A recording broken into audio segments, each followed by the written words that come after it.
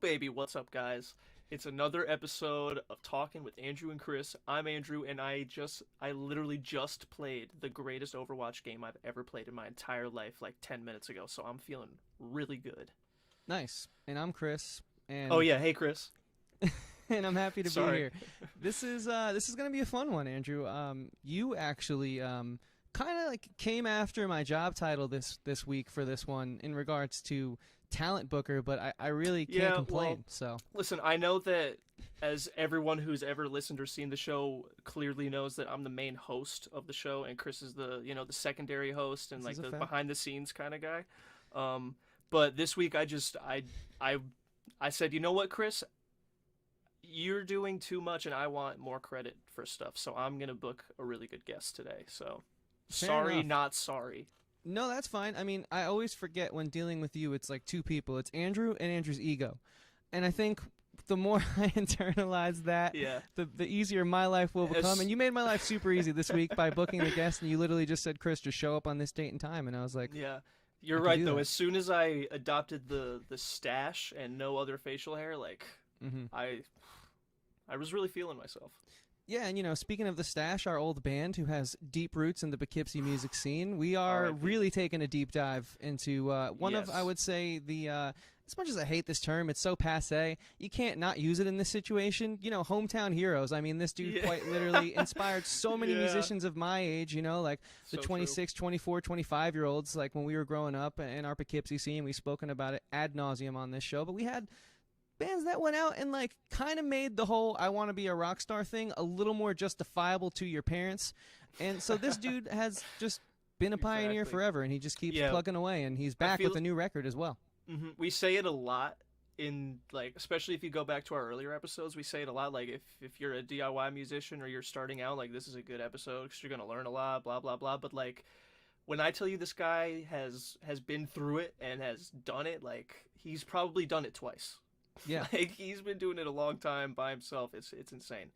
For sure, man. And when we interview people like, all the reggae guys, for example, Howie from Ballyhoo, Greg Shields from Cashed Out, Pacifier, the thing that really shines through about them is just like the work ethic and the commitment. Because listen, you cannot be in this industry, especially in 2020 with the lockdown, how that's affected so many of the artists, right? We had like the For the Nomads Foundation on the show, who quite literally Right. were a foundation, a non-for-profit started to help fund people who work for the musicians that go out there and give you the songs you want. Their crew, who, if the musicians are forgotten about right now, who are the people that haul the amps, set up the stage and all that stuff? It's that work ethic and that drive that I think allows people to persevere. So it's incredible for me when anyone can put a record out in 2020 to fight all the ups and downs of the year. But especially when we have someone on the show who I would say is a vet, it's always fun for people like us who, like, sure, we've also had our fair share of ups and downs, but we're still in the fight. By no means are we out of it. And so I think if you guys are trying to find some positives, and maybe it's a little easier lately as we're coming out of a really nice summer in New York. It wasn't the worst, thank God. And so let's just keep that going into the winter here. We have one of the hardest workers that I've ever not met until today, but have sort of had on my radar for a long time from like the local area. Ladies and gentlemen, please welcome Jayce of Secret Dino Club to the show. Woo! All right, hello. Thunderous applause. Guys. We're going wild. They're going wild. All right, guys, settle down. He's got to talk now. Yeah, wow, what an introduction. I mean, yeah, I guess I've been around for a long time. My success, though, is kind of based on who you ask. So. I mean, that's fair, but you could say that about anybody, you know?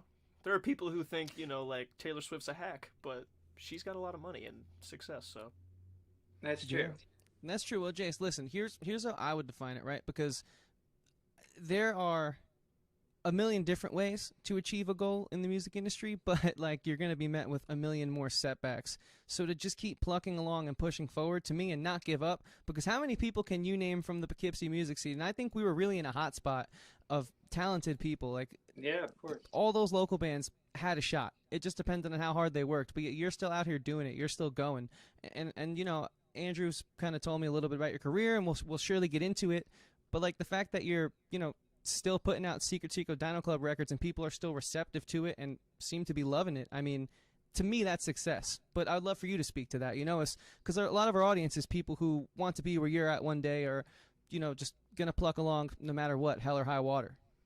Yeah, well, I wouldn't say like when I started playing music or Secret Dino Club or any of my other bands that I thought like people would still be listening to it in 10 years or 15 years, some of my music. And it's like kind of crazy because I've made so much music and I have so many different eras and albums and things that like the fact that someone is still attached to something that I kind of lost attachment to years ago just because I was so interested in making new things is kind of a humbling experience to me at this point in my life, because I would have never thought that like me recording music with my friend in our basement and stuff would end up going all over the world and putting me on tour and get me on TV and like all these different things that I never thought would happen for me.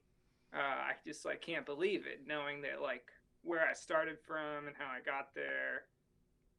It's awesome, and it's awesome to still be able to make music that sounds like my old music. Kind of like becoming a parody of myself, which I think a lot of artists probably can relate to, where like eventually if you stick around long enough, the thing you were doing 15 years ago is going to be what people want to hear again. So yeah, you end up just kind of becoming a parody of yourself, and whether you want to embrace that or reject it is up to you. And I've chose to embrace it because it's funny and it's fun, and other people seem to want to hear me do it. So Totally. And listen, I've been a fan of your catalog for quite some time. So when Andrew sent me this new record and I was listening to it, not only did it make me happy to have something that I hadn't gotten in such a long time, that very specific sound from years long gone, but it brought back so many memories and so many things that I had forgotten about, like the good old days. And especially now in like this current climate, I actually really was not only super receptive to it, but I found myself listening to it quite a bit. But for the people who don't quite know the inside baseball of like the Poughkeepsie scene and where we grew up and all that, why don't you kind of take us back to your experience with music, getting started out, and sort of bring us to kind of where we are sitting here today, and then we can obviously dissect the future and all that type of thing. yeah, so when I started playing music, in high school, I was in a bunch of bands. I played the drums mostly, and every band I was in just like would either kick me out of the band, or they want to change their sound, or like they thought I was like stressing them out too much. They didn't want to like try as hard, or they'd want to leave the shows right after they played because their mom just made hamburger helper or something.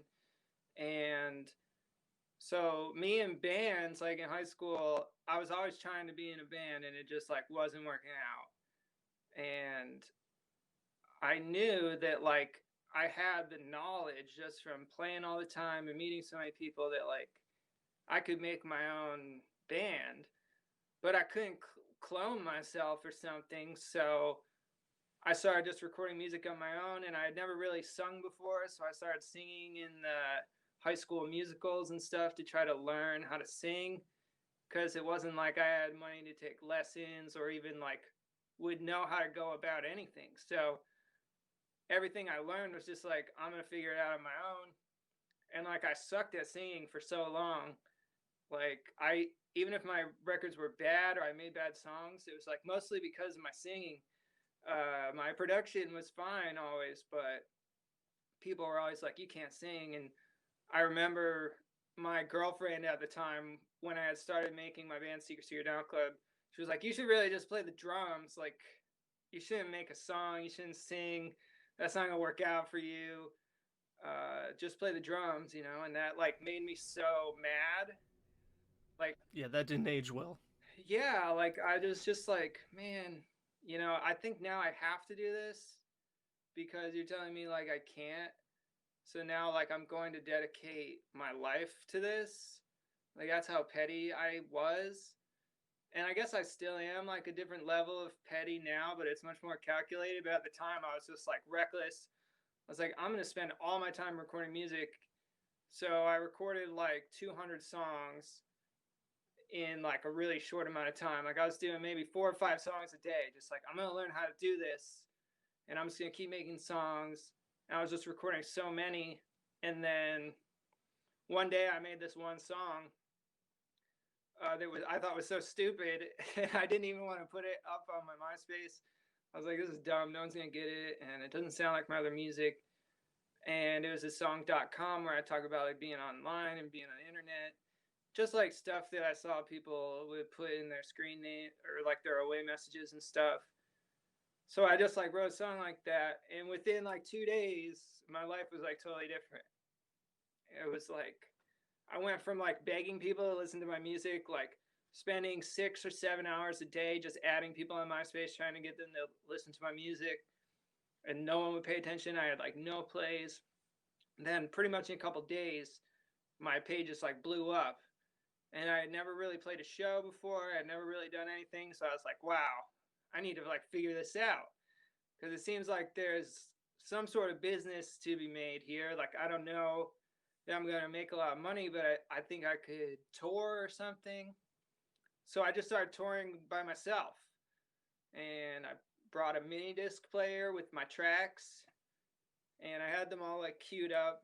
It would just be me on stage with my mini disc player, and I was like singing my songs, and it didn't go over very well most of the time, because like I was super awkward and I was super nervous because it was just super weird to go places by myself, be in like Pennsylvania where like all these people are excited to see me, and then I just like get up in my little car, and like it was just a weird experience. I think Sing about MySpace on a mini disc. Yeah, so like, and this was like before I even had a cell phone really or anything. So I'm like printing MapQuest directions to get to these places all over like the Northeast, and people are coming because they know my song from MySpace. But like, I slowly learned like, oh, if I go someplace, I need to have merch to sell. I need to have like other ways to make money, or I'm not going to last doing this very long. So at that point, I started college, and I was going to college like Tuesday, Wednesday, Thursday, and playing shows all weekend, like all over. And the drives would be crazy. I'd have like 9-hour drives to play a show. I'd get out of class, I'd get in my car, I'd get there like right before I was supposed to play, and I'd play, and it would be pretty underwhelming.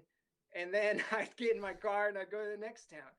And I'd do that every weekend, and I'd get back to school at like 5 in the morning before my class, and I'd fall asleep in my car, and then I'd go back into class, do my class, and eventually I just got sick of going to class, so I just quit. Relatable.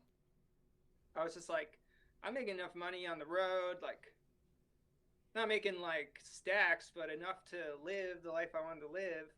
You're definitely not making money at school. No, and school was just draining me dry for Right. no reason. I wasn't learning anything. I wasn't like, I couldn't even get into the music classes. They were all like booked up years in advance. So I was like, this place sucks. I'm out. So then after I left, I just hit the road like relentlessly. I lived on the road by myself in my car. I was playing like, God, probably a show almost every day if I could.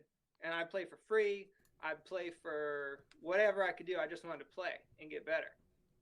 So I just played and played and played until I ended up meeting JP, who's like a very important figure in my life later on. But I had met him before when I was like 17.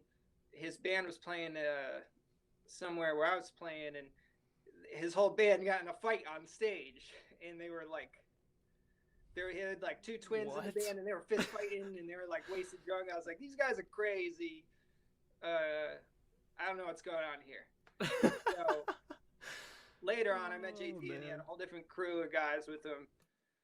And he messaged me on MySpace and was like, yo, we should make a song or something. So I'd never really made songs with other people.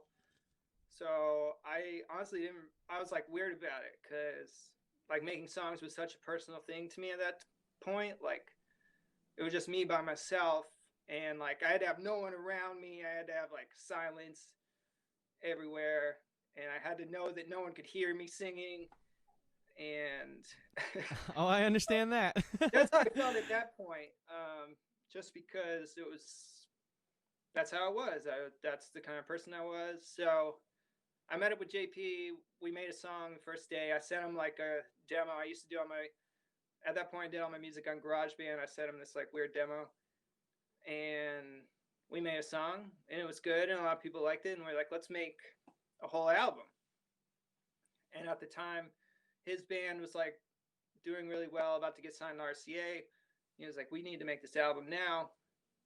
So we did, and within like a couple weeks, we had finished my whole album, which would really change my life, with like songs like Upside Down and Look at Me Now, Bend or Break, which Allstar Weekend ended up cutting, and all these songs we did like right in a row.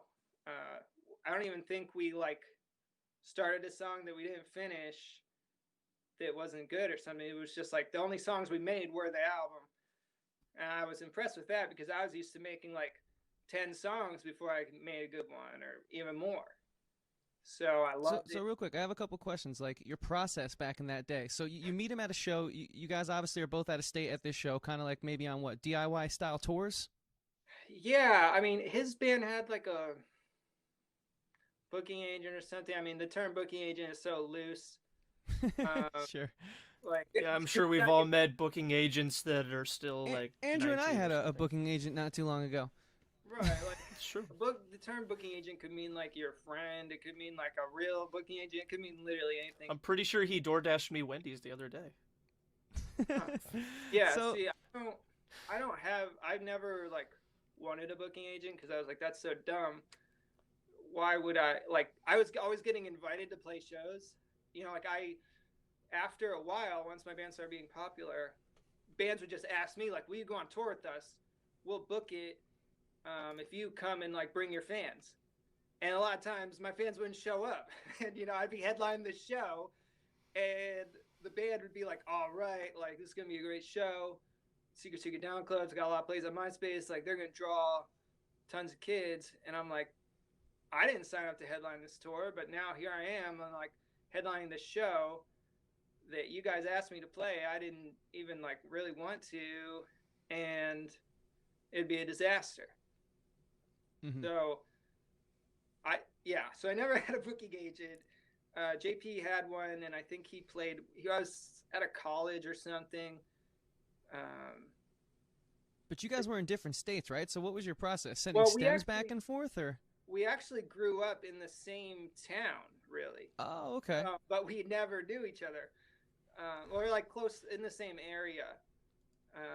And he was really the only other musician that I had found that was doing something like I was, making their own music at home.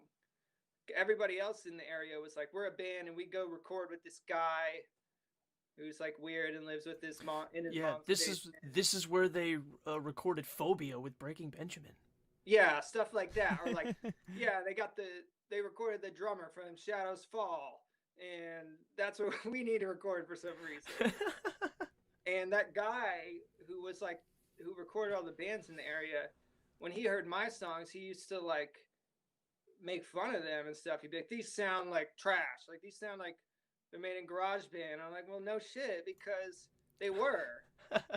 You know, like, how does that, just because I made a song that people listen to in a free app, like, and you spent and I made it in like 15 minutes, what makes that song worse than the one you spent 3 years making that no one listens to? You know, I just didn't have the same respect for sound quality as some of these guys, and I think that really made people mad. But the truth is, like, my biggest song had one note that was out of key that repeats every 4 bars, and no one even noticed. No one's ever said a word to me about it. You know, which one is that? Do you mind pulling the curtain back? Yeah, well, I noticed years later. I was like, wow, that bass is just the wrong note. And I can hear it. I can hear, you listen now, you hear it clear thing. And no one ever noticed, ever. So after that point, I was like, well, I guess I'm just never going to care about anything like that ever again, because it's obviously not stopping a song from being popular. So who cares? And that's been my philosophy forever. Really? Yeah, listeners have very big blind spots on stuff like that. It's insane. Like I'm gonna like Chris back in our stash days, we used to cover a Weezer song, and Chris didn't know the words to the verse, so he would kind of Oh, like, I couldn't learn them. so Yeah, he it just was kind of, Hash Pipe by Weezer. yeah, he just mumbled them. He just and no one I just ever did my best realized. Rivers Cuomo impersonation, and no one ever said anything, man. Yeah, because you're just They were singing their own words anyway. They want to hear some guy going, no, no, no, no, no. That's all they care. Exactly. He knew the end of the verses, you know. Yeah, I Oh, knew the in my important part. mind. He was like Sting, you know. But yeah, you know what I mean. Like once that idea came into my head, like nothing could stop me from making songs all the time. And I think that's something important that a lot of people could learn. Like in the beginning stages of your life, like you got to be realistic. Like, yeah, the song you record in your bedroom's probably not gonna be like featured in Audio Recording Magazine for the best recording quality, but you have to think of who's listening to it. It's like your friends and people like you. So why are you trying to get like audio files? Why are you trying to impress them? Like, just try to make music your friends like. Who cares? Yeah. So yeah, and JP kind of was a little more serious about recording quality than I was. Like he would spend a lot of time kind of chopping up my vocals, especially. And you know, I think that's a lot of the magic between the two of us was like it was often a compromise between the two styles of like just messy and sloppy and whatever, and like really dialed in. And I think finding that compromise like brought me the most success through the years.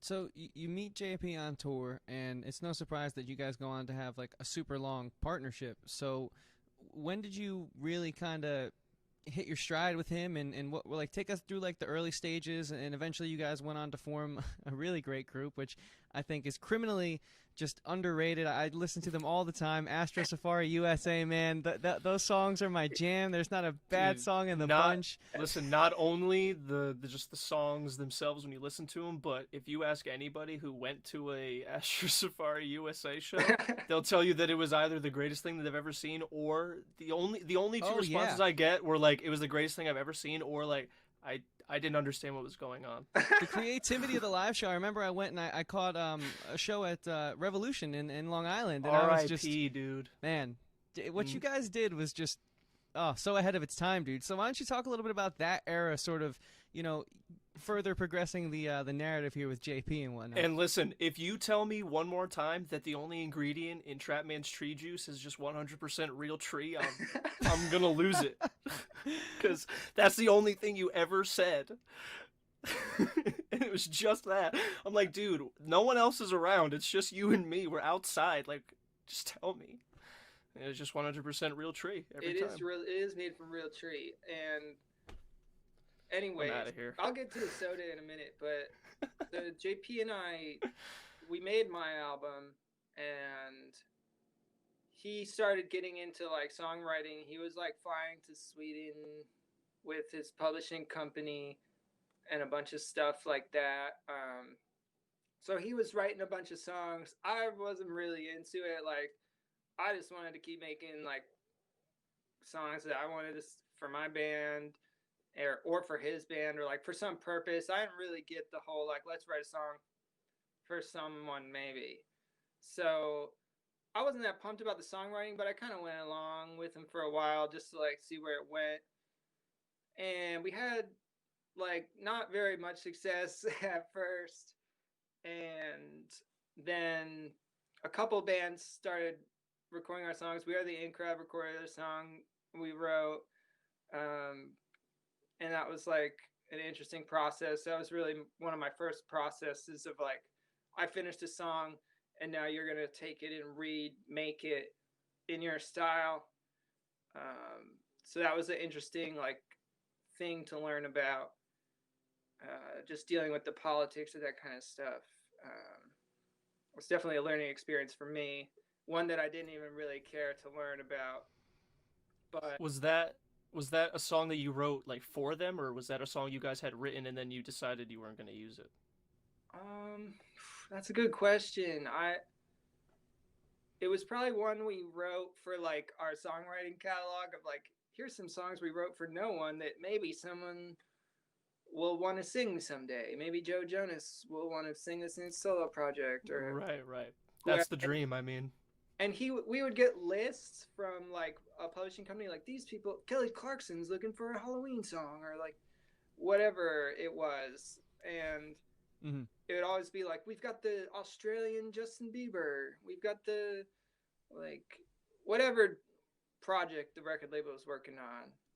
They'd send like these lists, and then we'd kind of look at the list and be like, would this work for that? Or, but we were never very successful doing that style of songwriting. Where our real success ended up being was writing with the artist, because you don't really know, even if you've heard an artist's song, you don't really know their vibe or like truly what they mean by their songs or what they're going for. Like, you kind of have to work with the person themselves and kind of learn like if the way you write matches up. At least in my opinion, not everyone's like that, but for me it was like that, you know. And I almost never got a song used with a band that I didn't write with them, but almost every song I wrote with the band got used by them. So I think that just like that kind of explains what I'm good at. I don't know. Anyway, so JP and I started writing songs, and then we got the We Are the In Crowd thing, and then my band was stuck in a record deal, and I couldn't put out any music, even though my album was done for like years. So I was talked into letting Allstar Weekend use some of my songs on their album because they want to cut them, and I really like those guys, and I wanted them to be successful, and I was kind of just willing to let go of the politics of the whole situation. And we did that, and we had, JP and I had a bunch of other songs we had written for ourselves that we were gonna like try to start our own project with, that we ended up giving to them. And that, after we finished that album, which was like a lot of work, we worked on that for months and months. After that, we started to get back into like trying to songwrite again. And we realized the songs we were writing, like no one else was gonna sing, so we should just put them out ourselves. And that was like the first Astro Safari album. It was kind of stuff we made right after All-Star Weekend,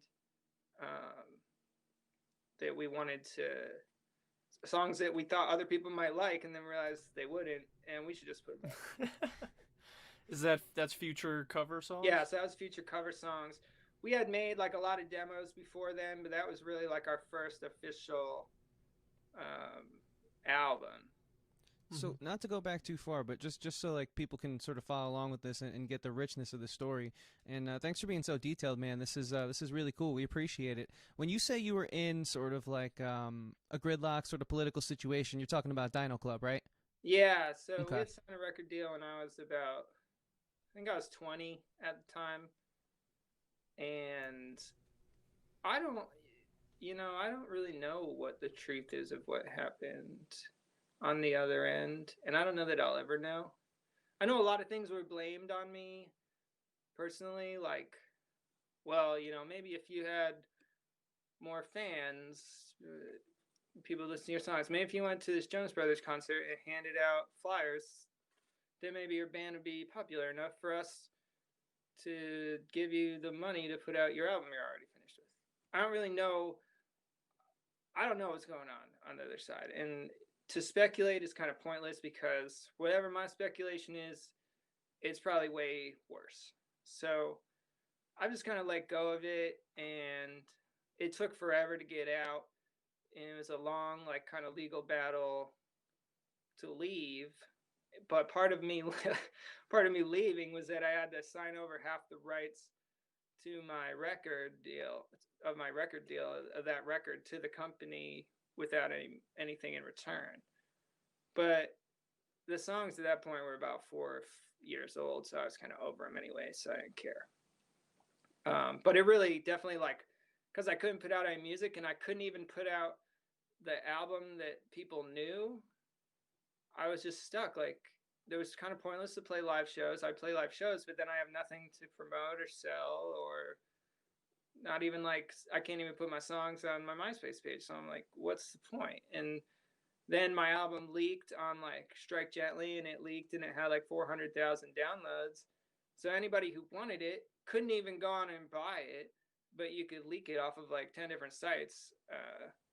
So it made the songs really popular in one aspect, but it didn't really do anything for my career at the same time. Like, I'd go some places and the crowds would be insane and everybody knew the songs, and there'd be, you know, hundreds of people there that I was like, how do all these people know this music? It's not even out. And then other places would be like, I can't find your music anywhere, so I never checked you out, and now I'm here at the show, and where's your music? Like, how can I listen to it again? It's like, you can't. So I got really tired of that, and that made me pretty like depressed, to be honest. Like, I felt like I was playing for no reason, and I'm losing money. When I used to be making money before I signed a record deal, I was making good money on iTunes and stuff, and now I'm making no money. I can't really do anything, so I'm just like getting wasted all the time, and like starting trouble, and like falling down the stairs at the chance, and like all this stupid stuff. And Those loft stairs? now the ones that go into the basement. Oh, Damn. okay, gotcha. So not as crazy of a flight of steps to fall down, but Definitely still not a fun dirtier time. flight of stairs, baby. They're dusty. Yeah, and like yeah, all kinds of crazy stuff was going on then, and I just Okay. felt like I had no control over my reality. So it also Mhm. inspired me to like, I'm gonna do whatever I can to get out of this deal, because I can't live like this. So that's when when we really put in the full gear doing the Allstar Weekend stuff, and that kind of gave me some leverage to get out of my deal, because that benefited everybody in the party for me to write those songs for them. And it was a solid move for me, solid investment of time, but it was a lot of time. I mean, they were on tour while we worked on the album, so a lot of times I'm just in the back of their bus, like working on songs, and they're like falling asleep because they're so tired from touring. But I'm just like, yo, wake up, we gotta finish this song because I gotta get out of this deal. So And that was the All the Way album, right? yeah, so a lot of that song. That's a good album. Yeah, I'm really proud of that album, and I'm really proud of the way it was put together, and we had such a good time making that album. And they went on some really cool tours after that, and I feel like that was a great direction for the band to go at the time. The songs, I was as proud to hear those songs with the band playing them as I would have been if I was playing them myself, because I felt like I put so much work into crafting their sound and just kind of their direction, that it felt like my band too, even though obviously it wasn't. But it just, like, emotionally, I felt that way after putting in all that work and watching how hard they worked. That was a really inspiring experience for me, and it kind of got me out of the slump of like, I'm stuck, I'm screwed, whatever.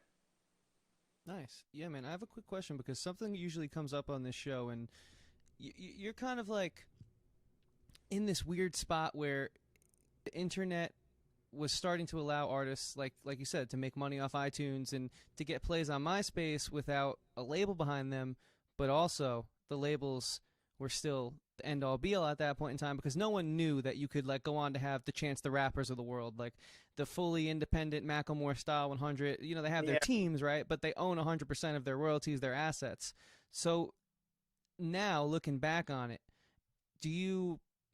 I guess it's hard to say, like, because I think, did you feel that at that time the label was the only way to go? Did you think it was a risk to just kind of like invest in yourself and double down on those iTunes plays, or did it seem like a smart bet at the time to sign?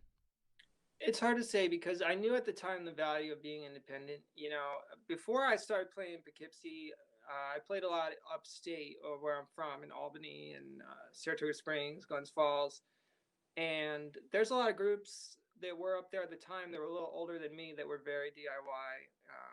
This band Mathematicians, Parwana, all these bands that I really admired, because, like, they'd print their own CDs. And I remember being at their house one time, and they didn't have a stapler, so they were pushing staples in by hand and folding them in their CD booklets. And I really respected that about them, because they weren't just doing it to try to be like a part of some machine where they made money or something. Like, they had real values and things they wanted to accomplish, and those things didn't align with what a record label was going to give them. And I really appreciated that, and I appreciate how much work they put into, and it taught me so much of like, I can do this myself. I've seen people do it themselves, and I think at the time when the record label thing came up, I was getting a few offers from a couple different labels, people who were just kind of like testing the waters, wanted to know what I was thinking about the whole label thing, because there were other guys like me, like Owl City, and some other guys who were like, I'm never signing a deal, even though everybody ended up signing a deal. But I had a bunch of offers, and I kind of felt like, well, if I ever wanted to do this like this, I feel like you don't get this chance too often to kind of follow this path. It doesn't get laid out in front of you. Like, yeah, maybe you can chase it, for your whole life, and you might get close. But I didn't know at the time. I didn't think there'd ever be another time where, my name was so well known that like the offers were going to come to me.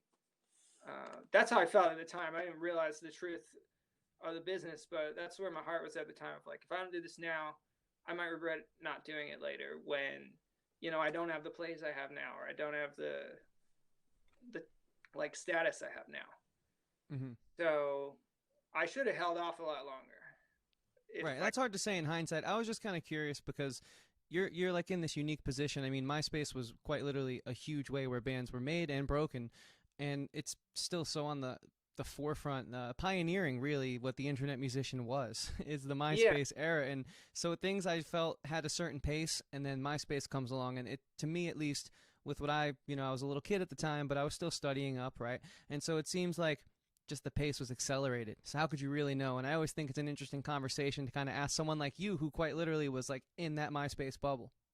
Yeah, I think it was accelerated, especially for someone like me. Like, I could, and even now I'm still like this, where I can finish a song and have it online by tomorrow.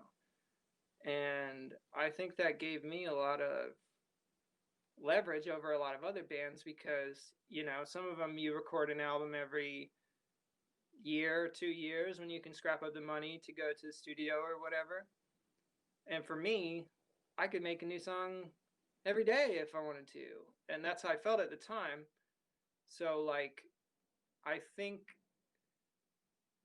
it was a little overwhelming for people at first, because they'd never consumed music like that.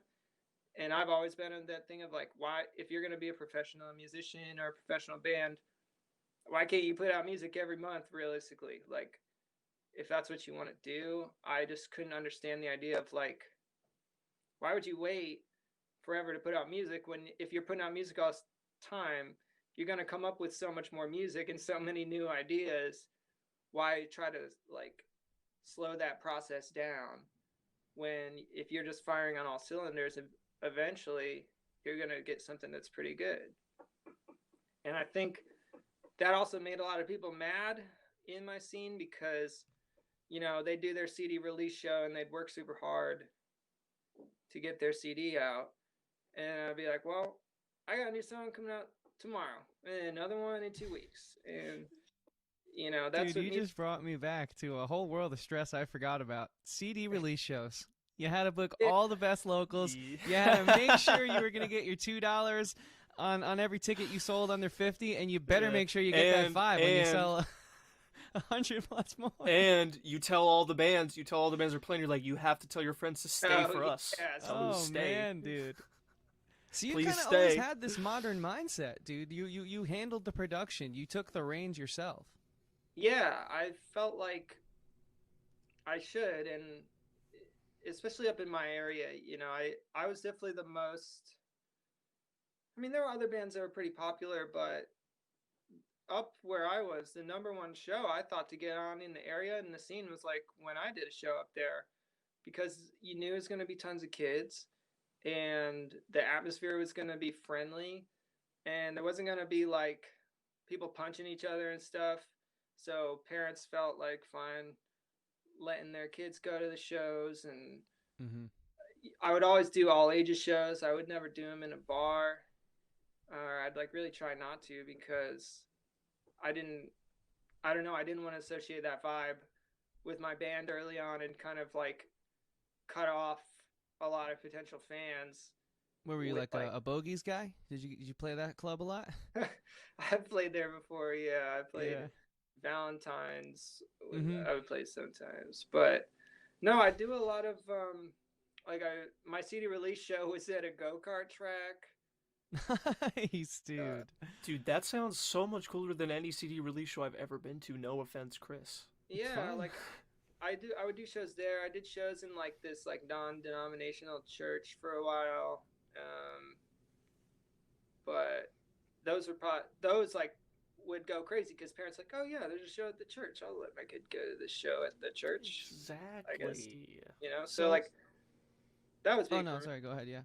Yeah, and it was and at that point I made all my own merch too. I printed my own merch, so I was really like the CD release shows were a big thing for me. That's how I bought my van. That's how I bought all my gear. Was like doing a CD release show every like 6 months. You know.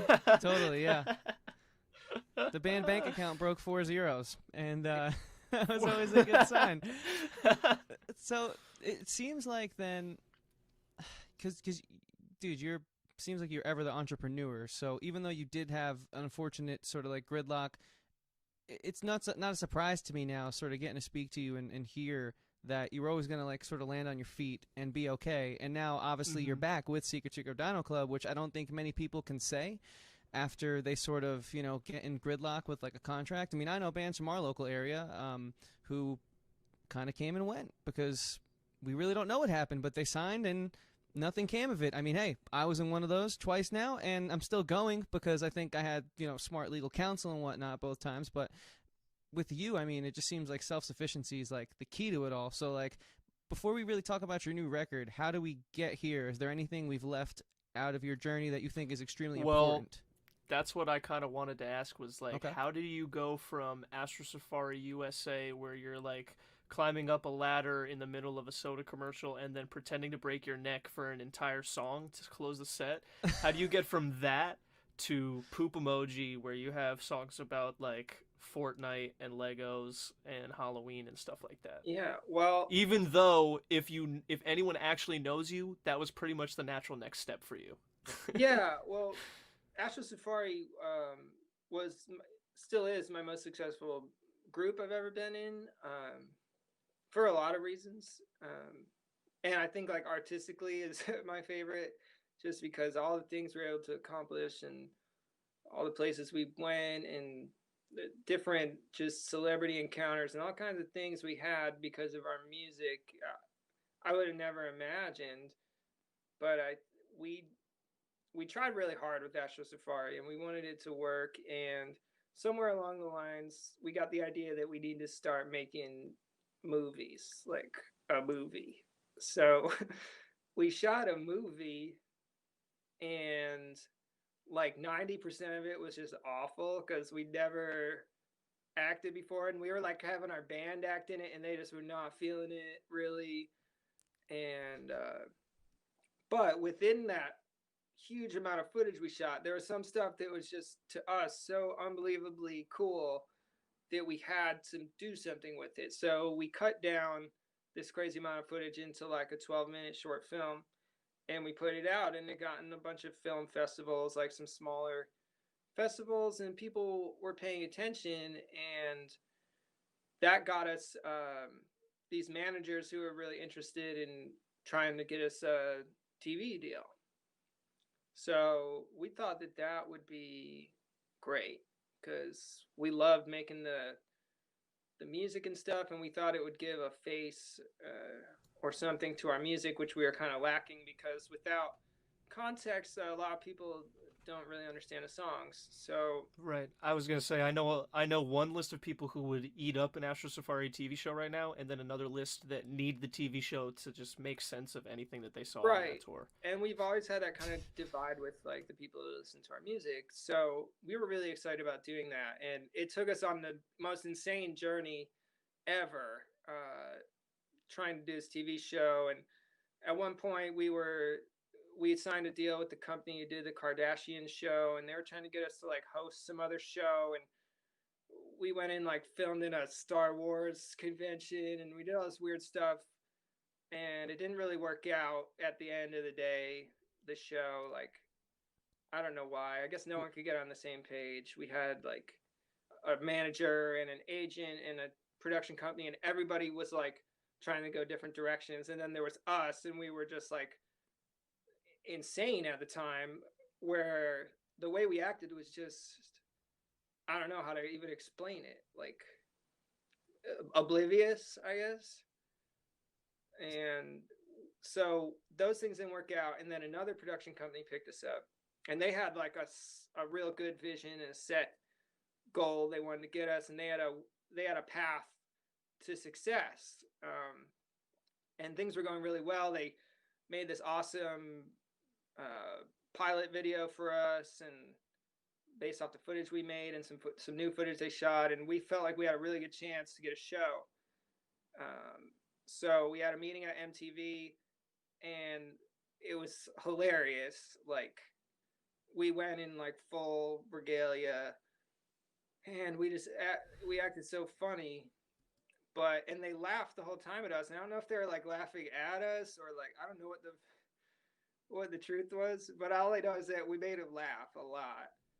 And then and then we left, and the show didn't end up working out, and everybody just kind of parted ways.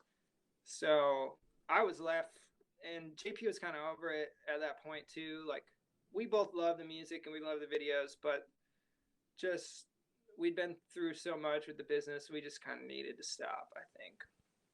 And we both kind of went our own ways, JP and I. We had also been living together for like 4 years, and our lease was up, and we were like, I think the universe is telling us now is the time. Like, is that when was it Booty Parade came out? Yeah, so before that time, we probably had 40 songs we had recorded in ready for another album.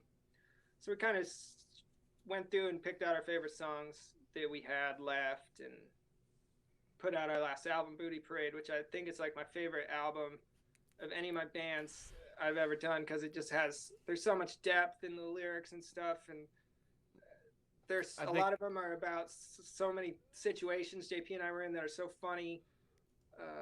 I just love that album. That'll probably always be my favorite. I mean, it's the only album I know of where every single track has parentheses in the title. So I mean, that is very true. It's pretty impressive. Yeah. So yeah, Astro Safari was great, and we did all kinds of stuff that we were trying to film for our TV show, like making sodas and breaking tables and doing quite a spectacle. To those who have seen it, whether you understood it or not, count yourself lucky, because you've seen something that you'll probably never see ever again. Yeah, well, in one of my songs on the album, on my new album, it's called It's Tuesday Night, and I Just Broke a Table. It's about this time when we were playing at the Roxy, and everybody came out. That was packed. And like, not just packed from people, but it was like the whole industry, like all these people who had been like hearing about us, or the people we've been in meetings with who'd never seen us, all that stuff. It was like our show to impress. Yeah, I remember in the green room, Hollywood Endings, people were like, "Listen, the other band has some important people here, so don't fuck up." Yeah, like, I mean, I don't even know what that means. Like, the vibe. If I was to do that now, I'd be terrified. But at the time, I was just on another planet, and so we did the whole show. We didn't tell our managers or anybody about any of the stunts or anything. And we get to the end of the show, and I'm bouncing on this ladder. Boom, I go to fall through the table. I don't actually break the table. I just bounce off of it, and I just land on the ground flat on my back from like 6 feet up, and I'm like, oh my god, this hurts so bad. I'm just laying, and there's no carpet or anything on the stage at the Roxy. It's just like Oh my hard. So I'm laying on my back. I'm like, oh no. And I get the neck brace on, and at this point, like, our managers think like I'm actually hurt. All this stuff's going on. So I love that. So we finish the show, and I go back into the dressing room, and I'm like, I'm too hurt. I can't go speak to anyone. And I laid on my back while the entire like industry was there. You know, that I probably should have been talking to, but it's just like, no, I need to just keep going with this injury. Oh man. And that's where, you know, a lot of that song comes from, I think. At least that lyric talking about going through a table. That's that. So Wow, I'm honored to have witnessed the title of that song. yeah. That's pretty crazy. Yeah, so after Astro Safari, I didn't really know what to do with music, because Astro Safari was my life. Every and day. where do you go after something so insane as Astro Safari? It's like, I don't know what to do now. So I randomly got a job offer to play in a band for kids. Not Poop Emoji, but another band. And they were like, we do a ton of gigs. Do you want to play? It's like, okay. So I just started, within a couple of months of like breaking tables and all this stuff, there I was like singing Wheels on the Bus and whatever the song was, you know, it's Crazy Monkey. And I did that, and I started playing a lot of shows, and I did like 600 gigs with them in 2 years. Oh my god, how long were the gigs? An hour. Damn. So I did that for a while, and when I started that, I was like, I don't know, I just wasn't really feeling the songs I was playing. I was like, I want to make my own kids' music. So I started making my own kids' songs and just uploading them. Didn't really know what to expect because I don't really know any kids. So I just started putting them up. They did pretty well, actually. Now they're like, you know, more of that music gets listened to than any of my other music. Songs about farts and stuff like that, which I'm really proud of, actually, because I don't think a lot of people could do that. Yeah. So I love my kids' music, and I love that I'm able to raise money for charity with it, and I'm able to do a lot of things and do a lot of styles of music I couldn't really do without it. That's awesome, man. Yeah, your top song right now is the Fart Jokes song. Yes, there's over 40 different fart sounds in that song. Perfect. That's huge. For kids. That's huge. Yeah. So wow. Yeah, people. I mean. And for parents listening, I know it's a silly name, Poop Emoji, Fart Joke song, pretty silly, but his third most popular song, the hand washing song. Yes. Super important in these Wash times. your hands. So he's teaching them as well as making them laugh. So yeah, I like to do a mix of like just anything kids would be into, and I had so much experience playing for kids. I mean, I played for thousands and thousands of kids over 2 years, and I just feel like I kind of know where there's a gap of like kids listen to Wheels on the Bus, and then there's like this gap between Wheels on the Bus and real music, and I try to fill that gap that exists there and make kids happy, and it works. I get a lot of emails and messages from parents who are just like so cool and so nice and just really thankful for music, and I never get that for my music, like. You know, that's awesome, man. Yeah, that's great. Hey, I mean, I've heard that the riches are in the niches, so you're in quite a niche. Yeah, I mean, I'm kind of in there. I wish I knew how to make it more successful, you know, but at the end of the day, I'm just recording songs, and that's all I know how to do. So I'm gonna let history tell itself. I'm not gonna try to guide it in any direction. But yeah, so I've been doing that for a while. And when the pandemic hit, I lost my job with the kids band. So that was kind of like, well, you didn't want to do it anymore anyway. So time to move on. And I was just feeling the pain of playing 600 shows you know, like physically was just too much for me to play sometimes 4 gigs in a day, setting up, hacking down, playing, just strumming so hard on acoustic guitar, on stuff. And after a while, it just like, I don't know, I'm sure other musicians who've played a ton of shows get it. Like your bones just start to not do the things they should. Your hand, you can't pick as fast as you should just from being exhausted. And I think I got pretty burnt out doing that. So I really wanted to focus on just recording music, which is what I love to do. Maybe not playing so much. No, yeah, for sure. And now we are here with a new Secret Dino Club record. Yes, finally we're here. That was a long story. I'm sorry for that. No, that's perfect, All man. good. If we go a little over for an episode this good, that's always fine with us. So Okay, yeah. So yeah, now I started making this album. I had kind of just finished a kids album I was super happy with, and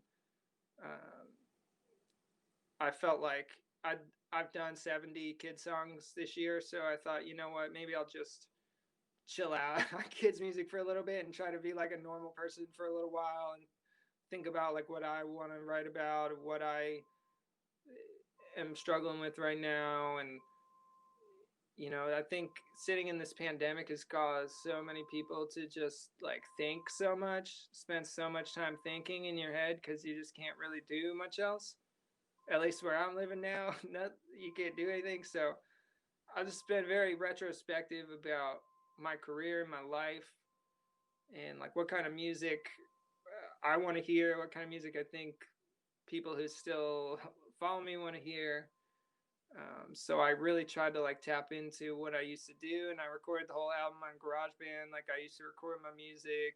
And I was gonna ask where those drum sounds came from, and I was hoping that was the answer. yeah, you know, I make music a lot differently than I used to now, but the same kind of idea. Now I just do it on my iPad, and I have about 15 years worth of samples saved on my hard drive. So I can literally just go back in time and find the samples I used in 2007 and Wow. just put them in the new song. And it's like, wow, it's a retro sound. I mean, it's just my Yeah. sound. You hear that, people? There's no excuse. He's just using an iPad. Come on. that does blow my mind. I Yeah. actually heard that about you once or twice before. I think Andrew told me, and I was like, "Come on now, there's no way. They sound too good for an iPad." Well, I have one album, one of my lesser known albums, but it's one of my favorites. It's called Like LeBron Has His Ball. And it's a reference to LeBron has his ball, I got my microphone. You know, we're two in the same, except I don't play games. Well, he's the king of basketball. You're the king of MySpace. It's the same. I guess. That's true. But on that album, I actually recorded that on my phone. And I was really happy with how that came out, and I think it sounds pretty good. But I just really know got- that there's like a handful of engineers listening to this. Oh, that there's are like, people sitting in their they're like, studios screaming. this guy right now. was on his phone, and I've been using all these programs, and I can't make it sound that like. Yeah, that's the thing. Like, it makes people. I usually don't even tell people because it gives you like a, oh well, I don't want to listen to that because you made that on your phone or whatever. But to be honest, I just like I feel really inspired by like being on my phone and not. It's like playing a game, but it's a song. You know, like I had to beat this game, but the game is making a cool song. Right. What Instead I of check out my Angry Birds score, like check out this fire beat I just made.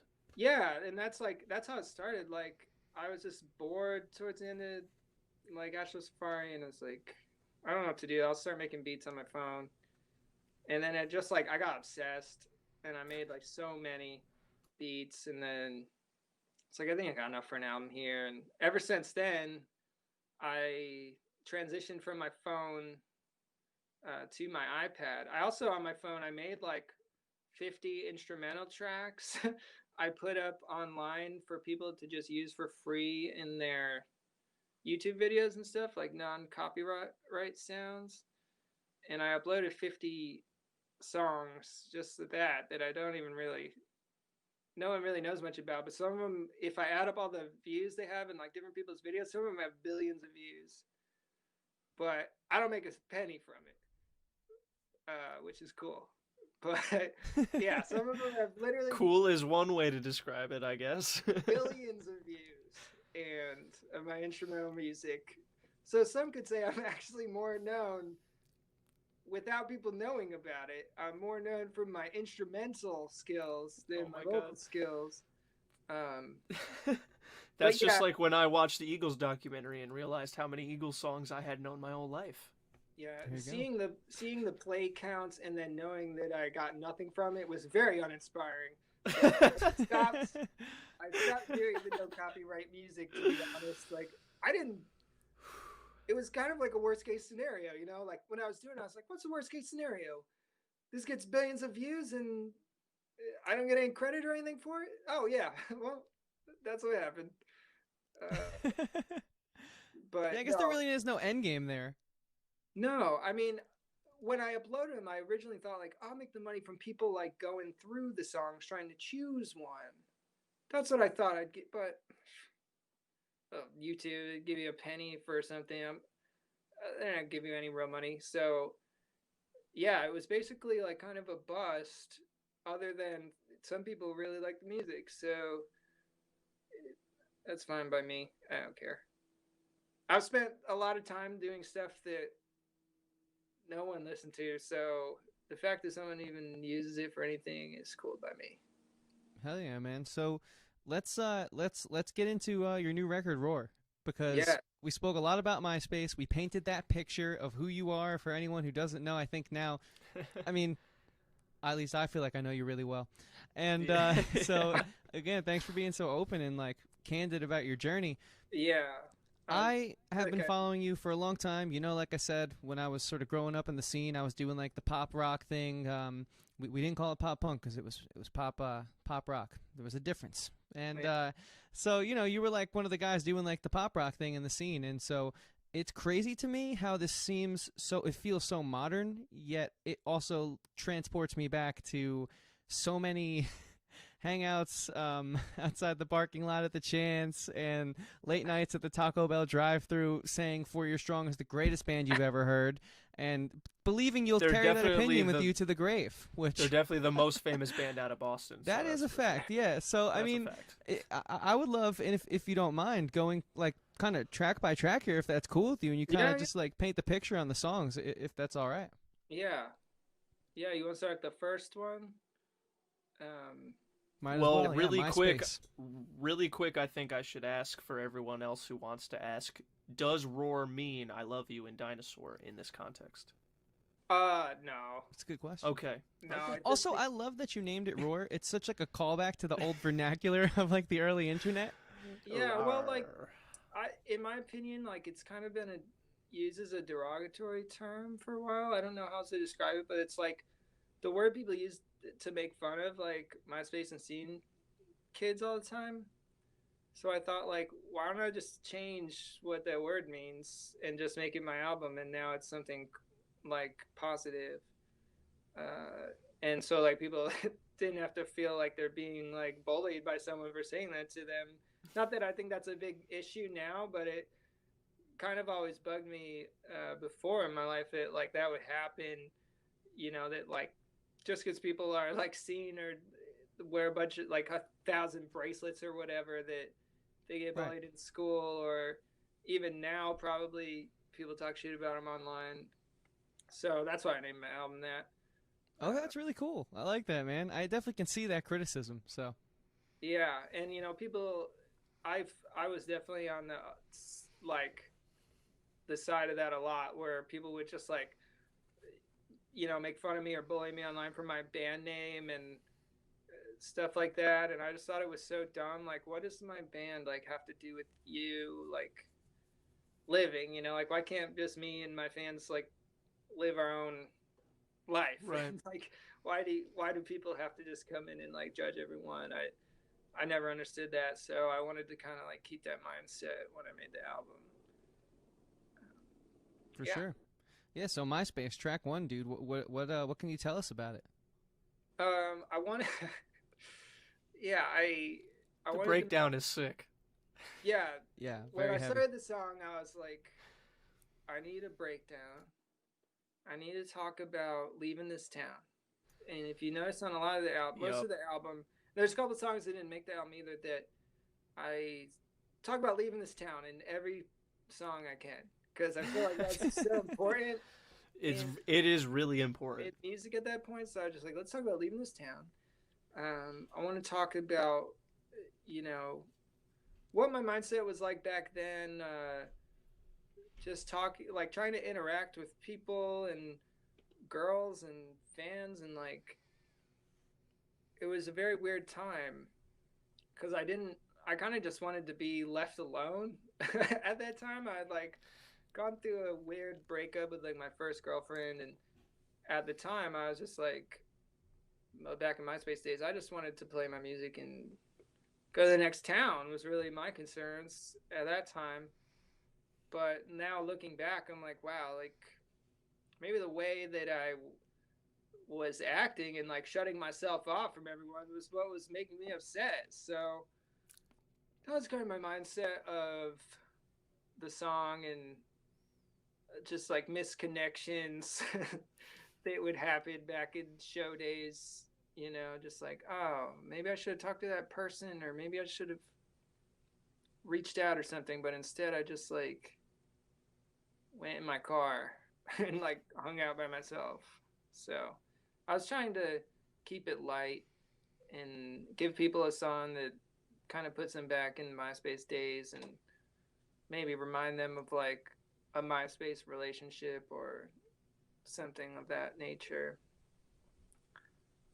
But yeah, kind of from the perspective of any band, any guy in a band back then, I'm sure any guy in general on MySpace would understand. Any girl too, really anybody on MySpace.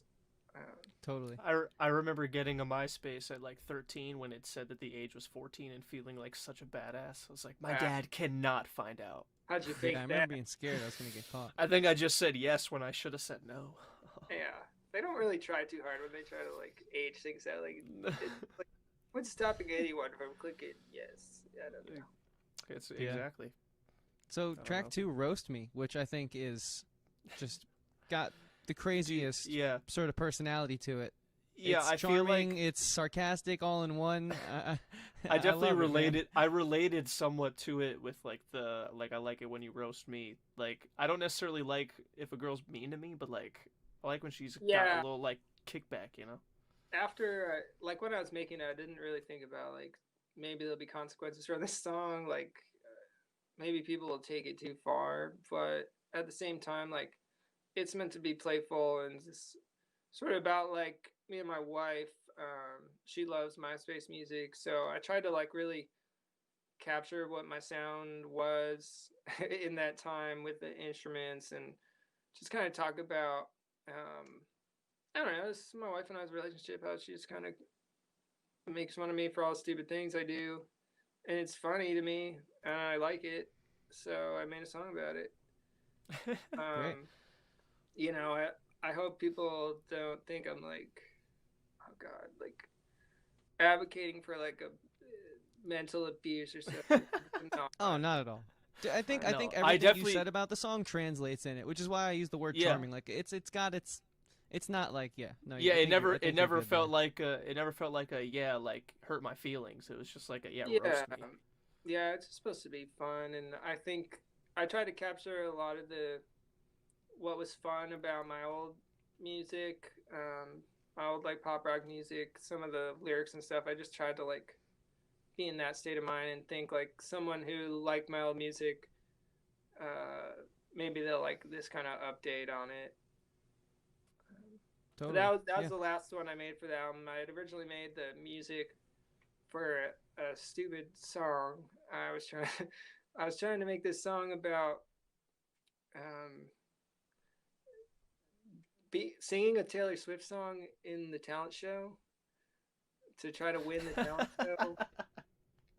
But it was I like just that a like lot. That's a it great was like concept. niche, you know, like I know there's probably thousands of girls who have sang a Taylor Swift song trying to win a talent show. and go to regionals or whatever. But I tried to write a song like that, and I kind of had that little sample. It's like ooh, and I thought it kind of sounded like Taylor Swift, and then I ended up just scrapping that song and trying again. Damn, So I would love for that to be on a B-side. That concept sounds Ooh. incredible. Yeah, the the concept is there, and I think people who would get it would just really it knocks it out the park. But See, I don't Jayce, know. I don't even know how you'd find it. If it was like the Taylor Swift song, like if you write Taylor Swift song, you're just gonna see her songs. You're not gonna get my song. Right. But real quick before we jump into the next track, I've always noticed this about you, and if there was ever a time to ask, it would have to be now, right? So you have like this. It's almost like Jerry Seinfeld in the sense where your songwriting has this charm, but at the same time there's a deeper level where it's very observational of the things that are going around, and you can sort of critique it while still being in it. Like Jerry Seinfeld, like I feel like he kind of makes fun of himself while he's on stage being a stand-up comic, and you're just so good at sort of observing, and especially like sort of retrospectively in this record reflecting on all the trends back then, like this next track, Raccoon Tail. I mean, how many people used to wear those, right? And so It's like, is this something that you even think about, or is it just like, have you tried to further craft that? Have you ever realized that, or is it just No. it's got to be just you, right? I mean, he's just a really good parody of himself, I guess, right? Well, it didn't begin as a parody. I started just writing like things I was thinking, because you hear a song, you hear Nirvana, and you're like, yeah, that's probably what Kurt Cobain's thinking about all day. He's just thinking those words. So I'm like, what's in my head? I'm gonna write that. And I didn't like, some people say my jokes or like my music's funny, but like that's not really a word I'd use to describe it, because I'm not like I don't tell jokes.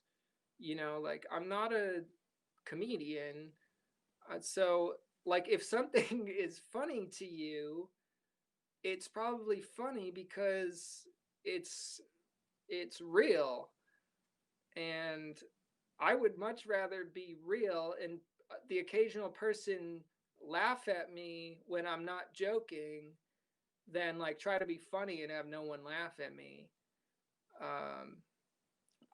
When I make a song, it's more about me, and if people think I'm stupid, that's fine if they like the song. Like I'm willing to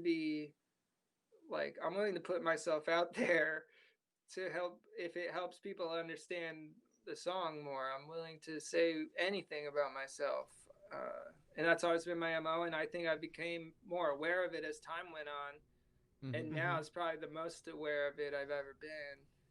But like especially with Raccoon Tail, for me, it seems like it's like this clever sort of sarcasm, but it's also not mean either. It's charming, but it's still sarcastic, and it blows my mind how you walk that line without offending anyone. It's crazy. That's the thing, is like he just said, like the reason why that song is so crazy is because you've seen it a million times. Like you either knew that girl specifically, or you saw your friend date that girl like 80 times, and everything you said about him was true. Like the raccoon tails, I know a couple guys that were wearing raccoon tails. You know what I mean? Like it's all in there. Like you hit every note on that girl.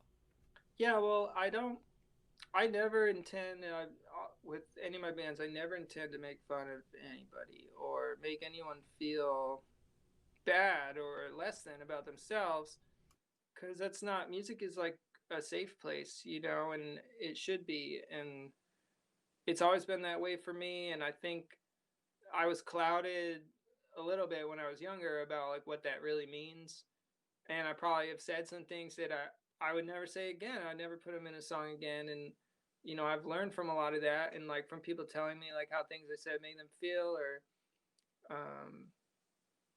stories like that, or people hearing something I said on stage and maybe taking it the wrong way. Not that I can control how someone takes something that I say, but they took it in a way I didn't expect. And looking back, there's a lot of things where I'm like, oh, I probably shouldn't have said that. So now when I make a song now, especially with this band, I want to kind of write all those things that I think a lot of bands did wrong then, where they just say super offensive stuff without even really caring about it, just because maybe their worldview is a little offensive. Gotcha. No, totally. No, that They're makes out there. sense, man. And yeah, again, like I never thought anything you did was malicious. It just blows my mind how you have like there's so many layers to the music, and it's awesome because it's just you flash me right back to a perfect picture of how people used to dress and like the culture of the scene back then. It's insane how you embody it. It's honestly kind of wild that you remember all of that stuff. Like That's true, like too. half of this stuff I was like, holy crap, I completely forgot that people did that. Yeah, I surprised myself too. You know, like because the way I've lived my life, I shouldn't remember anything. And the fact that I'm here now, and I just like, there's some things that are so vivid to me, and were such an essential part of me becoming who I am that I have to talk about them, and it probably make people feel like almost embarrassed, like from their perspective to hear it because they didn't know like what I'm talking about. But at the same time, like I'm I'm not being embarrassed about it when I'm talking about it. So, you know, hopefully people don't feel embarrassed when they hear it, but I'm sure it will embarrass some people when they hear some of the songs. Yeah. Mhm. So track 3, Raccoon Tail. What can you tell us about that? Um, well, it starts out I'm talking about going to emo night, which like out here is always on Tuesday night, and my wife she always wants to go. She thinks it's a fun time, and I I don't know how I feel about it. Like I've gone and I've had a good time, and other time I'm like, this is like almost offensive to like my culture.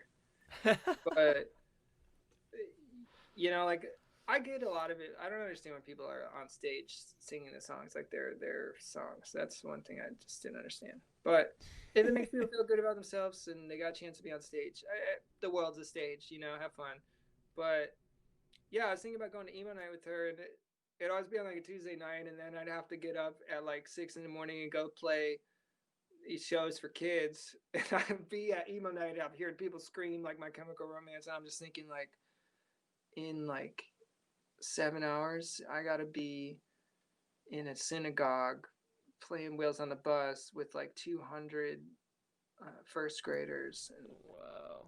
you know, so it kind of that's where I kind of thought about the lyrics, and then it kind of just thinking about emo night kind of just spiraled me into you know, recalling just what it was like back then and what it would have been like if my wife and I knew each other back then during MySpace times, and it probably would have been funny. So Yeah, no, that's wow, man. It's crazy just sort of like getting the full picture here and just seeing how your works makes me want to step up my songwriting so much more. This is I don't know if making songs like mine would be a step up for anybody. the process is it's really cool. It's really I'm enjoying hearing about it. So the Yeah. next track is something that Dropping I mean, names. I'll be honest, I've been guilty of it in the past. I like to think I cut it off before it became a problem, though. But like you Yeah. say in the song, some people just unfortunately do not realize it can be a problem. So what can you tell us Yeah. about track And- 4, and Dropping it happens Names, all man? too often. Like, Well- it Yeah. literally, I'm gonna say it one more time, and I'm just gonna apply to all the songs. Every song on this album is like something that can happen to somebody. Something that we've all seen happen. Yeah.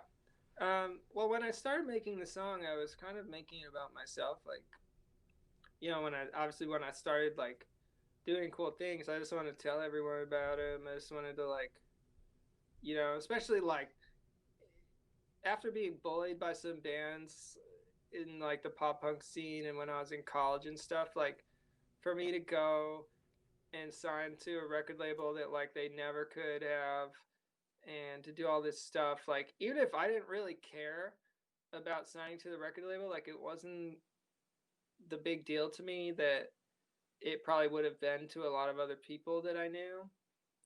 I felt this just undying urge to kind of rub it in people's faces. Not like people who didn't deserve it, but just like people who would, you know, call me all kinds of like weird gay slurs on instant messenger, and people like, I would log into my instant messenger back then, and because I had my name up on my MySpace, the second I would log in, I'd get like 150, 200 messages. And some of them would just be guys from other bands just like saying crazy stuff to me. And just like, you know, like, you're opening for 4 Years Strong. Well, you are a piece of shit and your music sucks. And, you know, stuff like that. And like people I didn't even know were just like, were like seeking me out and doing this. I'm like, I'm just making music. And like, I don't like, most of the time I wouldn't even ask to play the shows. Like people ask me to play them. So I'm like, someone asked me to play the show. And I said yes.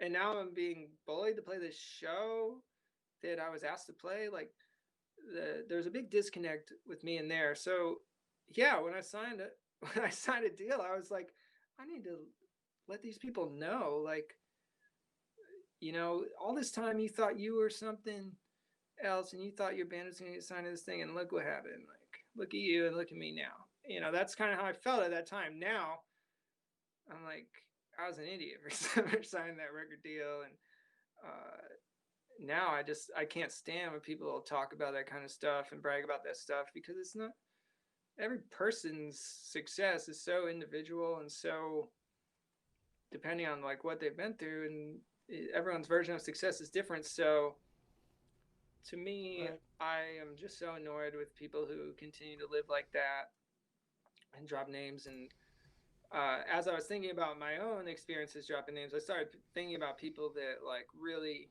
have rubbed me the wrong way. And I remember this guy in this band that's very popular now. I was going to a bar, and I talked about this in the song, where he's sitting in like a huddle with the rest of his band. Now this is a guy who sold tickets to open for one of my shows, and I'm not gonna like put him on blast here, but he's in a big band now, and he's huddling with his band. He's like, all right guys, who's inside this bar and what do we need to get from them? And when I heard that, I was like, you know, I've never seen that. Like, I've heard of that, and I've imagined that like inner dialogue going on in a lot of people, but I've never like physically seen someone like huddling and like doing a team meeting about this kind of stuff. So that just like super rubbed me the wrong way, and it inspired me to finish the song. I don't know. Cool, very cool. No, I think it's a lot to take away there, and right, kind of just learning, just enjoy every step of the way, because you never know what tomorrow brings. That's so, right. Pretty much. Yeah, track 5. It's Tuesday night, and you just went through a table, which I feel like you spoke a little bit about it. But is there anything additional you'd like to impart on the track? Yeah, and you know, the chorus of that song gets a little darker. It's talking about, you know, living check to check and month to month, and I think a lot of people, especially right now, can understand like that idea. Yeah, and it's like a lot of the time, you know, whose fault it is kind of irrelevant. It's how you feel. And I've definitely felt like, you know, me having to live like that was the product of someone else who's just extremely greedy, who is their actions are making me live like this. And to go through that as a person, and I think a lot of other people have gone through that, it's like so humiliating and like down-putting to feel that from another human being, that like this person could make different decisions that wouldn't even really affect them that much, that would help me so much, and yet they will not do it. And I think a lot of people out there could relate to that, and that's what I wanted to write a song about, because I've been in that situation so many times in my life where I thought if someone who's supposed to be taking the reins on my career, my life, someone who's supposed to be in control, is just not doing the right things, and they're not treating it like, they're not using the reality of the situation of like what position you're putting me in by not doing that. But again, everyone's responsible for themselves, so there is a little bit of like, maybe I shouldn't quite go that far in the lyrics when I'm like, it's all because of you, because it's never all just one person. Ultimately, you make your own decisions, you get yourself in your own situations, but I thought people could reflect on that feeling of like, this person, it's because of them I'm in the situation I'm I mean, Gotcha. the feeding me doesn't put gas in the gas tank thing really, that one hit hard. in. Yeah, I mean, That one hits hard. I Yeah. can't tell you how many times that I would get somewhere and a promoter would be like, "Yeah, we'll pay you $150," and then we're like, "Ah, we're all out of money." Here's 2 pizzas. Yeah, We'll get to that. We'll get to that. yeah. We're almost there, Andrew. But yeah, no. So moving forward, dude. And I gotta say, this is it's interesting to see like these old. Just so many memories popping up in my head of just playing punk shows and all this stuff happening. Man, it's this is a little bit of a memory lane. And speaking of memory punk lanes, shows, I was in one of those whoa. bands that you know, you might get hit if you were at the standing in the wrong spot at the show. So I Ooh. am no stranger to hearing someone open up a pit or True. calling to open up a pit. I've almost gotten hit Um, at a couple of Chris's past shows before. But Jayce, let me tell you, I am a stranger to the punk beat that you use on the chorus. I have not heard that in such a long time, and the application of it, it's crazy how it works. So you guys got to hear it. It might be one of my favorite songs, if not my favorite on this album, just because of, like I said, like the trip back in time that it really brings me on. But what do you want people to know about track 6? Someone open up this pit. A lot of people are asking me to make a song like my old song Albany Punk, which is kind of like a punk song. Probably one of my lesser known songs, but people have been following my music. That's probably in like their top 5. And so I was like, I don't know that I want to. I don't know that I want to do that again. But then I started programming out the punk beat, and I'm like, yeah, I do want to do this. So I made this track, and I just started doing like tap solos and stuff, and wanted to like kind of showcase a little more musicality than, not that the songs aren't all musical, but I just thought like, if I'm gonna do something where I do like a punk beat and it's just like programmed, then I better be like shredding on guitar or something, so I just don't feel like a phony. So I just started shredding, and I made all the music, and I was like, what am I gonna write this song about? So I was thinking back to like one of the first shows I ever played. I got my show combined with another show that was like a real hardcore show, not like crabcore or scene kid show. Like I'm talking like brass knuckles, old school hardcore. And I was just by myself, so I was like scared to death, honestly. Like I was probably 18 at the time. And I show up, I got my mini disc player, I got my microphone, and I'm doing my stupid songs, and no one is feeling it. And I'm starting to feel like kind of threatened. You know, like it just was not going over well. And I don't know anybody there. I'm totally by myself. So I cut my set short. I'm like, I'm done. I need to get out of here. And the promoter owes me, I think he was supposed to give me $250. So I'm like waiting around.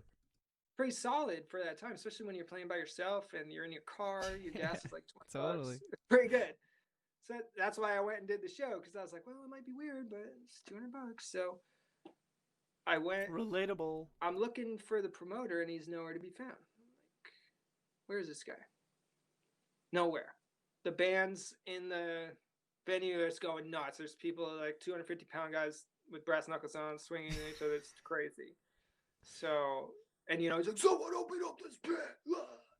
And so I'm like, oh wow, I don't think I want to open up the pit, but I do respect that they're doing this music. So they finished their show, and I don't know what to do. Like, generally, I try to talk to the bands that were playing the shows, but I was like by myself, and these guys looked, I don't know, maybe it was a gang or something. I didn't really know. But one of the guys ends up coming up to me. He's like, hey, did you get paid? I was like, nah, I can't find a promoter. He's like, we can't find him either. He skipped us all the money. Let's go to his house and let's get the money. So I was like, okay, why not? You're like, right, that's where he is. And I'm That's like, yeah, he should be home. Yeah, let's go. So I follow them to the house. They've got like a baseball bat, and they're pounding on his door. And they're like, give us the money, you know, whatever. Give us pounding on his door, and he just like, he opens his door like a crack, and he just pushes an envelope out and shuts it again and locks the door. So the band takes the money, and they're like counting it, and they don't give me any of it. So they like wanted my back of it. They weren't gonna give me any money. But then they're like, hey, we're gonna go stay in Atlantic City. You want to come with us? I was like, okay. Maybe they're gonna give me the money in Atlantic City. That's what I thought. So I follow them. They stop at a gas station. They get out of the van. There's two juggalos. Sounds insane, but there's two juggalos in the parking lot, and they start yelling at each other. The juggalos and the hardcore guys, and they get in a full-on brawl in the parking lot. Like, it happens. Like within seconds. This wasn't like a hey you. It was like, oh, juggalos. Like that's it. So hardcore juggalos are just like fighting it out. Wow. And there's like people are calling the police. It's like getting really out of hand. So I just get in my car and I drive off. And I never got paid for the show. And it was like super late at night. I had to drive all the way back from like the bottom of New Jersey. And it was, yeah. And I was thinking about that show when I made this song. I was like, what would these guys like say if this was their song? So that's what I did the song for that. Wow, that is actually incredible. And it kind of only gets better. One Little Caesars, man. That is, yeah, that's really the guarantee most nights, isn't it? Yeah. Track 7. Yeah, that song's funny because sometimes, like, later on when I stopped playing by myself because I was too scared, I started bringing band members with me, and I went from having like one guy with me, then I had a full band, then I had crew. But right when I had my band with me, there were like 5 of us. We played the show. The show was pretty good show, pretty good turnout. But the promoter didn't have the guarantee. He's like, I will feed you guys. And he gave us one $5 Hanrei pizza for all of us. And I remember saying something to him of like something about how the place is called Little Caesars, and somehow you have only provided my band with one Little Caesar. And I said it to the promoter. I'm like, I didn't even know you could just buy one at a time or something like that. And the promoter like got mad and all this stuff. It was like a big ordeal, and I never got to play in that town again. But it was basically because I told the guy, he gave me one. Their name is Little Caesars with an S, and he gave me one Little Caesar as a payment, and Love that's that. how that is. But yeah, I always had trouble with promoters all the time. One promoter in particular, some guys may relate to this if you're listening. I don't know if anyone else has been put in this position, but I showed up to play a show that was promoted by a girl on MySpace, just like, you know, young girl trying to get into doing shows, promotion. So she gives me a guarantee that's like too much. It's like, I think it's like $300 at the time, and I was by myself, but it was really far away. So I was like, okay, it's probably a 9-hour drive for me. So I was like, okay, I'll do it. I drove 9 hours. The show was awful. There was no one there. She did no work promoting it. She the whole time she's like, I'm calling my friend. I think my friend's coming down. Like, yeah, one person coming to the show is really gonna make up for this. And obviously, yeah, I knew it was your friend's gonna turn everything around. Yeah, she's gonna bring in all this money. And there were like 2 other bands on the bill too, and they were all from like way out of town. So, and this is like, I'm not proud of this moment at all. But I go up to the girl. I'm like, okay, show's over. Can I get my guarantee? She's like, I don't have it. So I was like, well, you need to get it, because I just drove 9 hours to get here, and you need to give me the money. So she's like, but I just don't have it, and if I give you the money, then I won't be able to eat this week and all this stuff. And I was like, well, unfortunately, that's not gonna be my problem, and we gotta go to an ATM. So I literally walked her down to an ATM, and she took out the money, and she's crying her eyes out as she handed it to me, and I was like, wow, this feels really bad. Like I feel really terrible right now, but I took the money and I went to the next town because that's what I had to do. And like I think about that a lot, how like wow, that girl probably still is out there today, like holding a grudge against me. Like he took the last of my paycheck from Hollister, and now Yeah, I'm sure her version of that story is a bit different. I'm sure. But the reality is, she told me she's gonna give me the money, and I showed up on time, and I did everything I was supposed to, and she didn't have it. She I'm didn't sure do that what she was was supposed I'm to do. sure that was a very important lesson for her about consequences. Yeah, I hope so. I mean, she probably never did a show again, I would imagine. But Yeah, well, I don't know. I still like it's weird of all the things I remember, like or feel guilty about or whatever bad decisions I made. I don't know why that one just bugs me. I still feel guilty about it. Like if I could go back, I probably would have just walked away. But you learn that like sometimes it's just not worth it. That was one of those times.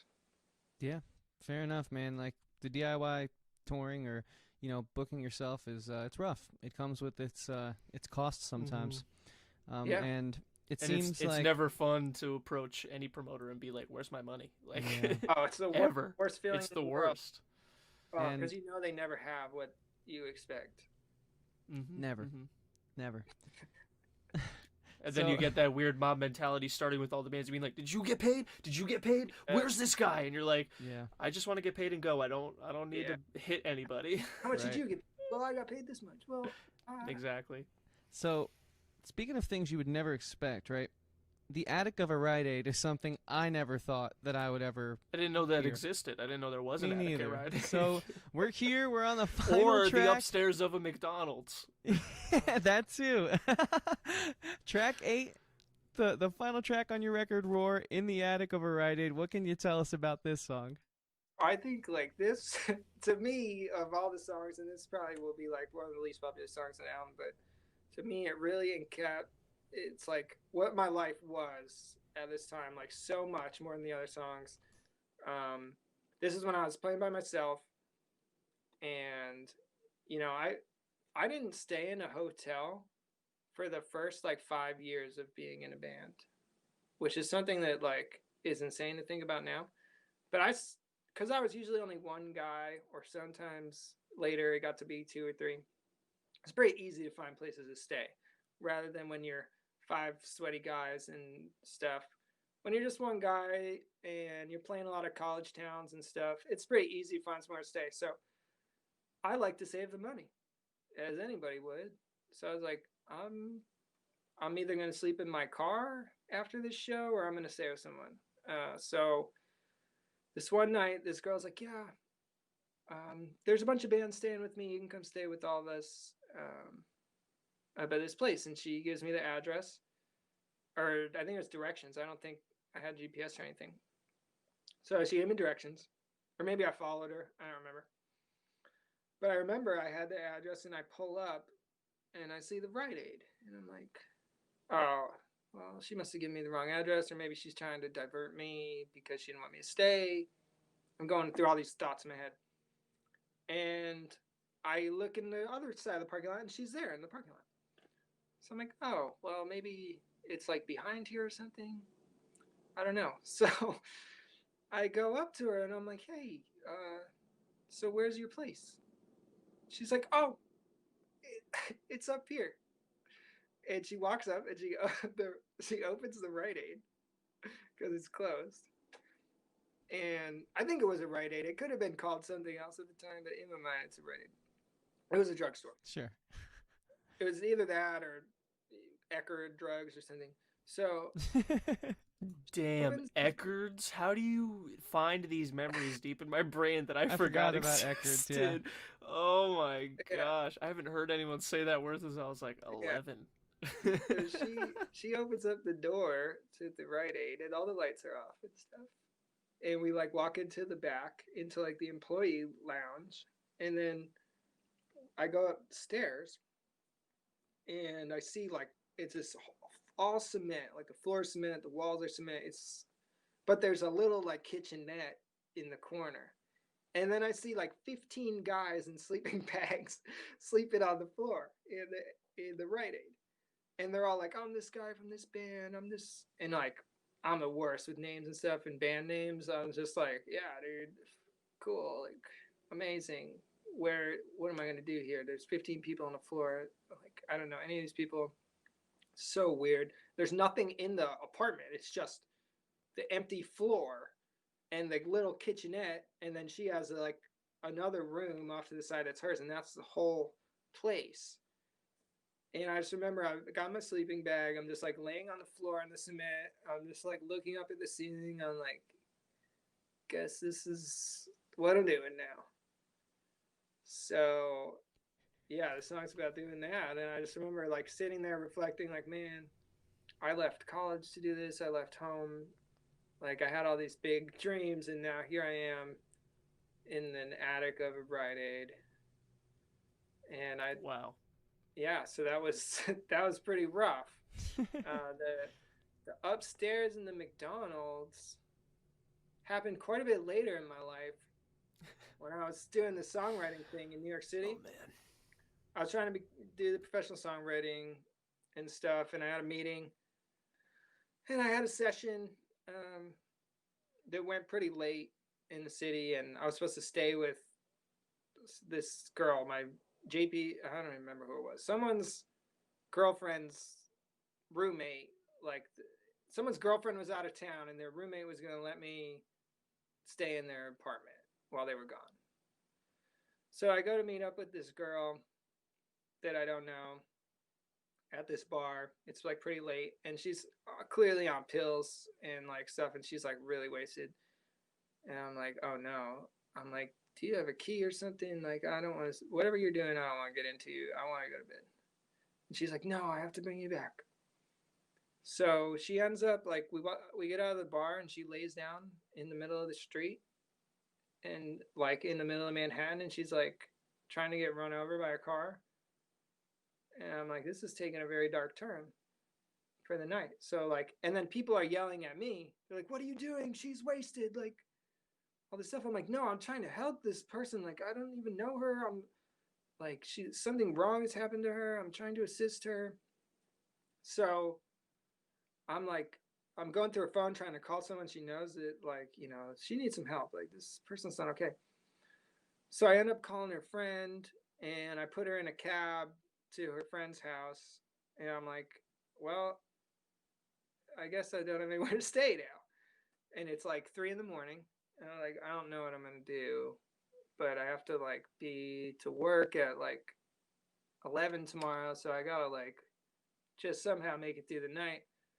So I saw this McDonald's was open, and the upstairs was like closed off because it was nighttime. And I just waited till no one was up there and no one was looking. And I just dashed upstairs as fast as I could in the McDonald's. And then I slept up in the in one of the booths up in the McDonald's until the morning when someone found me, and I was like, oh my god, I must have fell asleep eating my chicken nuggets. That's what I said to him. And then I went to work the next day. So that's what that's about. Sorry for the long story about in the upstairs of the McDonald's. Wow. That's amazing, man. This was an interview for the books, I have to say. Yeah. Dude. Really appreciate you. Yeah, definitely going way worthy. Longer than I expected. Definitely worthy of our longest episode yet, for sure. I'm so sorry I was so long-winded. No. It was those perfect, were those are some of the best stories we've had on this show. Unfortunately, we do have to ask you one final question, a set question we ask all guests, if that's all right with you. Yes. Cool. So, if you had to describe yourself in one word as an artist, a creator, right? You can elaborate on this word afterwards, but like, what's the one word that comes to mind when you think about Jayce? That's a tough question. Yeah, sorry, the on-the-spot thing's kind of like the shtick, like, so. Like perseverance, you know, like I'm never gonna stop making music, mostly because my band can't break up because it's just one person. So I'm never gonna stop, and like my goals have changed so much, and like what I'm trying to accomplish and what kind of songs I want to make are so much different now. But I feel much more confident now in what I'm doing than I did before, because I feel like I've persevered through so much stuff and so many different eras of music, and gone through so many different scenes and things, that like I like to think that I have like the longevity and the perseverance to keep going even when everything is telling me not to. And that's it for me. Yeah, makes sense after especially all that we've learned about. Yeah. I totally see that, dude. Thank you again so much for joining us, man. It was a pleasure to meet you. You were a great guest. Sorry we kept you way longer than expected. Oh, be sorry. I talk too much. I haven't really seen anybody else in like months. I don't leave my house, so. Cool. Well, hell yeah, it's man. Well, probably for the better for now. You're right. That's true. So, Jayce, dude, why don't you let the good people out there know where they can find you, keep up to date with all that is you do, and especially listen to your new record, Roar. Yeah, my new album, Roar, will be up online on all streaming apparatuses on November 13th, so it'll probably be up by the time you listen to this. And you can search Secret Dino Club. You can check out my music on there. And I've also got a playlist on there called Jayce's Greatest Hits. It's got like 200-something songs on it of all the songs I ever recorded in my life, in case you want to go back and see some of the stuff I talked about. And until then, I'll be online, and I'm always here if anyone wants to talk to me. Perfect. And any Instagram or Twitter or Facebook they should know about? Instagram, you can find me, Jayce Dino Club. In my Twitter, Trapman316. Long live Trapman. Or you can just Google my name, Jayce Levi, and I'm sure something will come up. Perfect. Hell yeah, man. Well, thank you again, Jayce. And Andrew, is there anything you want to tell the listeners about our show if for some reason the algorithm gods allow them to stumble upon this episode? Yeah, that'd be pretty cool. If this is the first or only episode you've ever seen of ours, we've got other episodes in audio form on all the digital streaming platforms: Spotify, Apple Podcasts, Radio Public, Stitcher, blah, blah, blah. You've heard me say it before, probably. You know them. Wherever you're listening to podcasts, we're there. We've got the visual component here on YouTube, where you can see our visual bits, which are pretty funny sometimes, most of the time. All the time. We're on all those social medias also, at Talkin Podcast. While you're on all those places I just mentioned, Chris has another show called Talkin TV. That's... Stop it, you're too kind. I would say at least as good as this one. I don't know if it's better, but it's at least as good. So check that out while you're checking our show out. And follow me and Chris's personal Instagrams that are literally right here. So yeah, guys, again, that's at Talkin Podcast. Talkin spelled Talkin, no G. And of course, if you're on YouTube, please subscribe. Give this video a thumbs up. It would really help the channel. And of course, turn on the bells for notifications. This has been, I don't even know what episode. We missed our 50th. So at this point, who's really keeping count if we can't even celebrate the big ones? Hey, it's our first almost 2-hour episode. So. Our first almost 2-hour episode. And honestly, I think one of the best, if not the best interview we've ever done. Jayce, thank you again for being here. And guys, thanks so much for talking to me. Of course, man. Check out his new record, Roar, on all major DSPs. We'll see you in the next one, guys. Stay sweet.